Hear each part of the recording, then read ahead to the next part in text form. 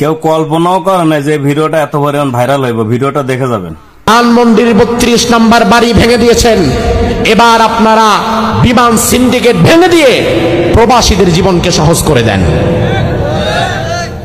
2024-এর 5 আগস্টের গণবিপ্লবে ছাত্র জনতার অবদান সবচেয়ে বেশি ছিল এবং তার সাথে সবচেয়ে বেশি ছিল আমার প্রবাসী ভাইদের অবদান। এটাকে অস্বীকার করতে পারবেন? অসম্ভব, এটা অস্বীকার করতে পারবেন না। তার কারণ আমাদের প্রবাসী ভাইয়েরা রেমিটেন্সকে বন্ধ করে দিয়েছিল। এটা একটা দেশের জন্য মস্ত বড় আঘাত। আবার বিপ্লব পরবর্তী সময়ে দেশের প্রতিটি ক্রান্তি লগ্নে প্রবাসীদের অবদান আছে না নাই? আজ প্রবাসীদের জীবনকে আপনারা দুর্বিষহ কষ্টের মধ্যে ফেলে দিয়েছেন।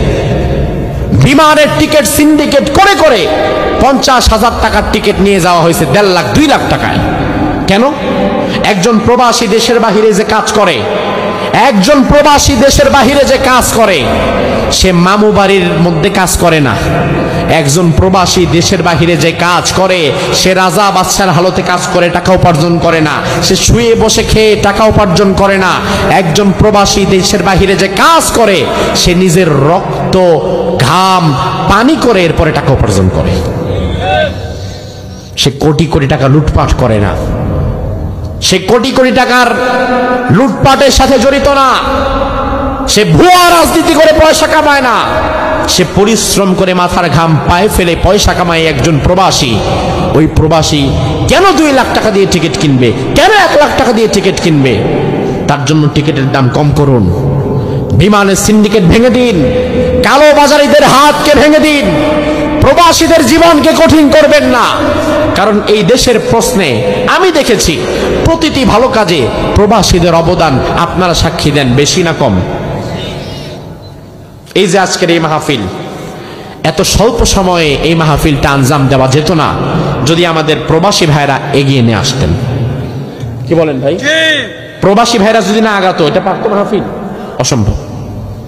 বাংলাদেশে আমরা যত মাহফিল করি, এটা বাস্তব সত্য কথা, আমাদের 90% মাহফিলের সবচেয়ে বড় সাপোর্টিভ হয়ে যারা কাজ করে তারা প্রবাসী। আপনি বলবেন কই, আমি তো দেখি না। হ্যাঁ, প্রবাসীরা আপনার সামনে এসে কাজ করে দেখায় না, তবে তারা পর্দার ওপার থেকে কাজ করে। তারা কাজ করে বলেই আজকে আমি আপনারা এখানে বসে আসতে পেরেছি। প্রবাসীরা কাজ করে বলেই আজকে এখানে আমরা বসতে পেরেছি। যে প্রবাসীরা বাংলাদেশের জন্য অবদান রাখে, যে প্রবাসীরা দ্বীনের জন্য কাজ করে, যে প্রবাসীরা মানবতার কল্যাণে কাজ করে, যে প্রবাসীরা দেশের মানুষের কষ্টে হাত বাড়িয়ে দেয়, ওই প্রবাসীদের টিকিট, ওই প্রবাসীদের জীবনকে দুর্বিষহ করার যে পরিকল্পনা, এটা কোনোদিন বাস্তবায়ন করতে দেওয়া হবে না।